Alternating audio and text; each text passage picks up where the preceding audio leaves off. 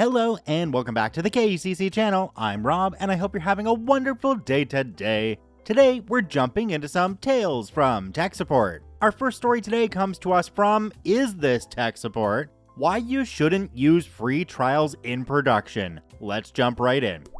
It's been years since I last posted here. I guess we all end up coming back to IT no matter how much we try to get away from it. Anyways, here's one from a few years back. It's a nice day in the office. We had recently been moved from in-house office space to WeWork and certainly appreciated the free coffee and the plentiful chairs. I was sipping my after-lunch coffee half and half when my instant messenger pinged. Hey OP, how's it going? You got a second? I got an issue with this link. It should be loading report, but it's not working anymore. Yeah, sure, let me take a look. So I clicked the link and it indeed doesn't work anymore. I thought, hey, somebody probably messed up the permission system. Let's check it out. So I load the admin interface to look at it and it's not loading either. Ping, server IP address, packet sent 4, received 4, lost 0, 0% loss. Okay, so the server isn't down. That's good. I decide to check if I can log into the database engine and it also works. Right, time to see if my boss knows what it might be. Hey boss, what's up? You know, if we're having a general issue with the reporting tool, I can't access it. Well, he'll take at least 20 minutes to reply, so I can go get some more coffee. Ping, hey OP, turns out my predecessor left out a trial version installed and never actually requested to buy the license. It just ran out the 180 days trial period, and it'll take at least a week to get a license bought. I'm gonna go down to the floor and try to rescue the report files. Want to give it a try too? Can I get another coffee before getting on with it? Sure, see you on the floor in 5. So after I got another coffee, I started to scour the server file system to find nothing. Not a trace of the 300 report files we had created since we started the tool migration 6 months ago. Perhaps more coffee wasn't good for the panic that's setting in now? Okay, just breathe and think about it. After some Googling, it turned out the report files aren't actually files in a folder, but are stored within a table on the database engine. Thankfully, the table was still there and accessible to my account. So after a couple hours of going down the rabbit hole of how the tables were structured, a few queries, and a PowerShell script, and some iterations of trial and error, I managed to recover the entire folder structure with report files and have everything ready to import to the other database engine where IT had just finished installing the reporting tool server, which was also a trial license. But this time, it was only until the order for the full license came through. At least nothing was lost, except the permissions for each report and folder, which did take us the better part of the following day to recreate. But I didn't have to let my coffee grow cold, so that was a win, I suppose. You know, the first thing I would have tried would have been setting back the date on the computer because trial software back in the day, well, it didn't really have a way to check for that, so it would get around a lot of those trials. Do me a quick favor, have a look down below the video. If that subscribe button's still red, it means you're not actually subscribed to the KCC channel. Please hit that subscribe button for more daily Reddit stories.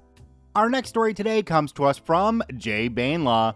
I plugged it in 2 times, so it would be twice as fast. Let's jump right in.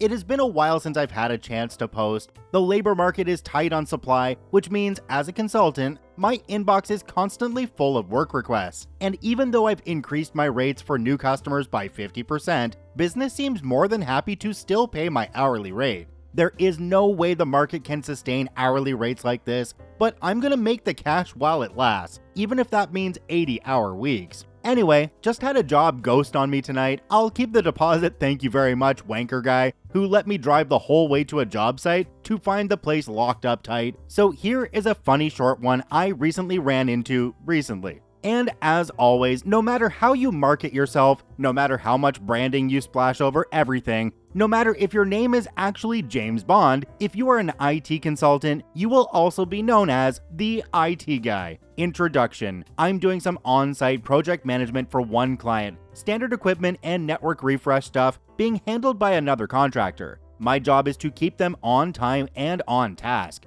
I don't get the ins and outs of why 2 contractors to do the job, but they are paying me an inflated hourly rate, so none of my business. The contract specs are crystal clear. The other company handles all the technical stuff, and I manage the timeline. In fact, there is a clause that I'm not even supposed to touch the equipment. Maybe it is security, maybe it is some government funding BS, maybe someone's brother is making a ton of cash on a weird deal. Doesn't really matter to me. But those are the terms, don't touch the stuff. The network is down. I'm at my desk looking at the timeline, checking on some deliveries, and about ready to hop on a status update meeting. The job is going well. Despite the supply chain, we are still getting deliveries more or less on time. I've got to move around a few things, but looks like we are going to finish on time and under budget. That is, as long as the clowns the other contractor has don't F it up.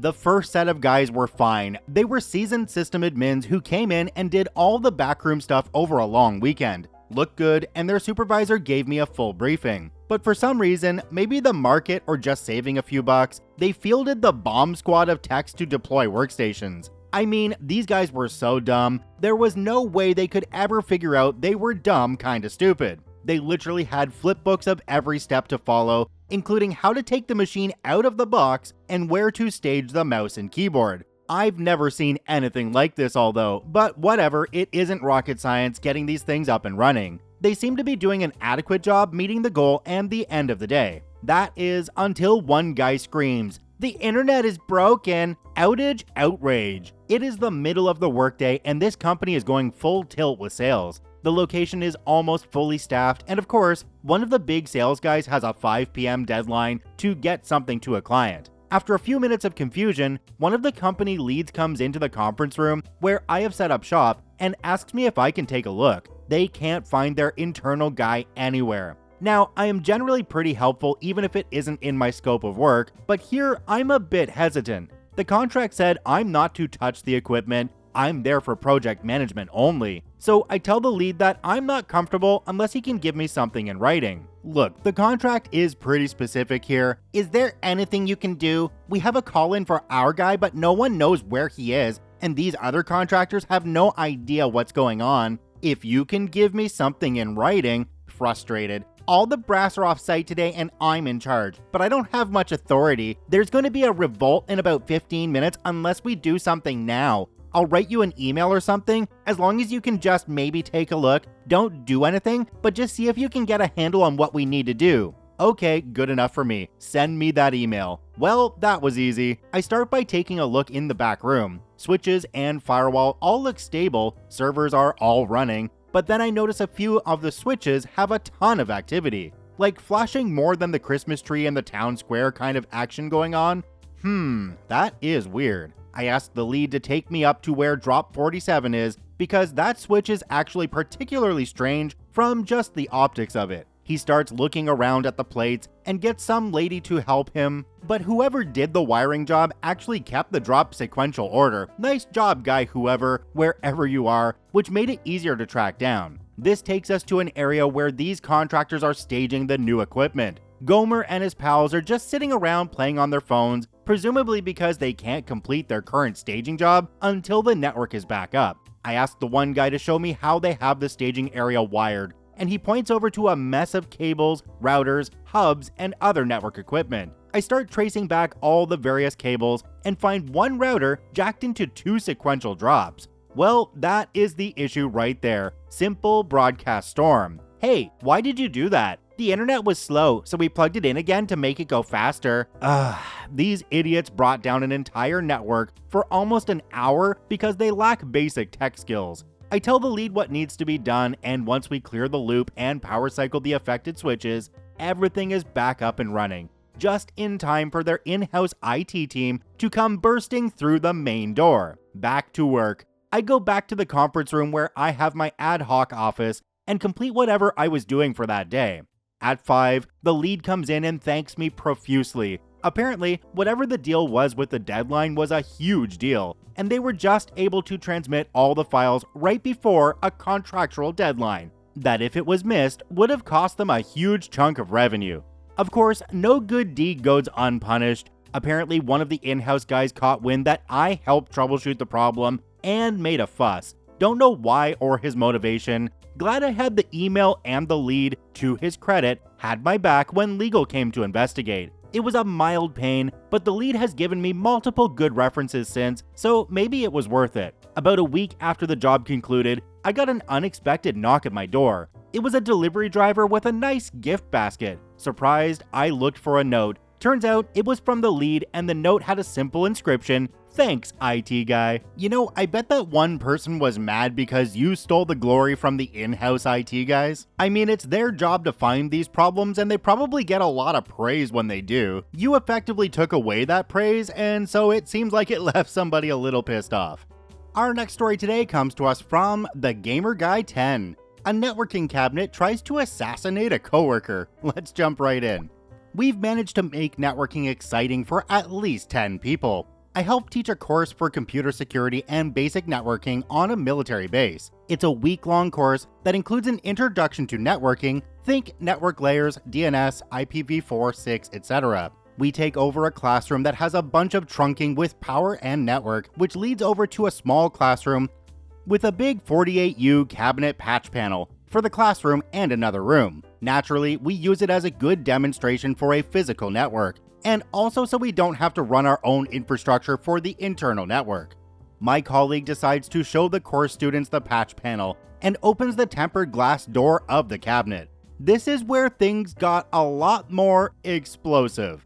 As he's talking to the students and standing in front of the cabinet, the glass door spontaneously and instantly turns into 1,000 small chunks of glass. The door quite literally just blew up with an enormous bang and peppered the students and my colleague with tiny shards of glass, almost as if a hand grenade went off. The force of the shattering was significant enough to project the glass chunks out of the open door of the room into and down the corridor. As you could imagine, the language used at that moment was less than polite. Fortunately, he threw himself in front of the students to shield them from the glass, and unfortunately got a few cuts and scrapes from the projectiles.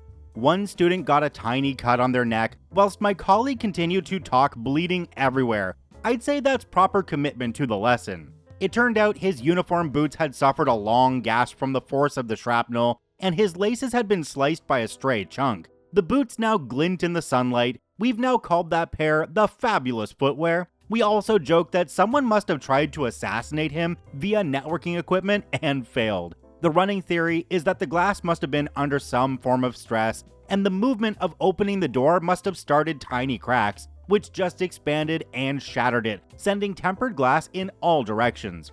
We sweep it up, replace the door with a metal one, and mulled over the freak accident. Building management chalked it up as something that really wasn't anyone's fault. After a shower and a change of uniform, the guy was back to teaching in the afternoon. I'd like to say that was the only piece of equipment we managed to destroy that week, but sadly, that is not the case. Hope you enjoyed reading. Well, y'all aren't gonna like me for this one, but I think this one's just a basic case of a network tech not understanding how Windows operates.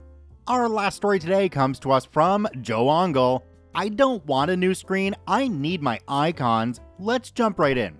This is some years ago, but it's still funny and I'll never forget it, so here is my story. I used to work at an ad agency with lots of POS and key account managers. I was their graphics artist and also their IT tech supporter. One day, our boss decided to change the entire interior of the office.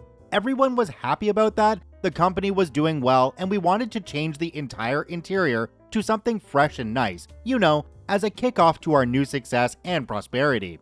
Of course, my job was to make sure our IT equipment was top-notch. New computers, new cabling, new screens, and all. Most of our staff isn't very IT savvy at all, and this one lady in particular wasn't very tech-oriented, but very stylish and knew her fashion. In fact, she was a rich kid from the richest family in our country at the time, but that's kind of besides the point. I was about to give her a brand new widescreen monitor, and she yelled at me, "What are you doing?" I'm about to give you a new, shiny, bigger and better monitor." She said, "Are you crazy? Do you know how many years it's taken me to organize my desktop icons? I have a ton of contact information, PDF files, and images I need on my desktop." I tried to explain to her that they would still be there, it's just the screen I'm replacing. She looked at me like I was the crazy one and kept on yelling at me, "You idiot, I have all my shortcuts and documents well organized on that screen. If you replace that screen, I will have to redo years of work."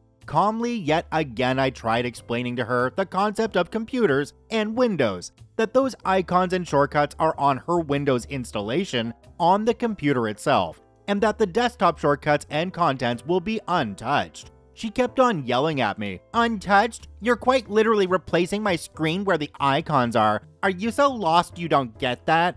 My coworkers heard this and they had to literally crawl under their IRL desktops in order to hide the fact that they were literally dying from laughter. I was a bit shook by her erratic behavior, so I couldn't even laugh. I tried thinking in layman's terms and imagined from her point of view, with zero computer knowledge, how to explain it to her in a way she would get it. We ended up letting her keep her monitor. There was no way to explain this to her. She just wouldn't understand. She really held on to the monitor as I was going to demo for her that the icons would still be there, but she kept blocking it like her life depended on it.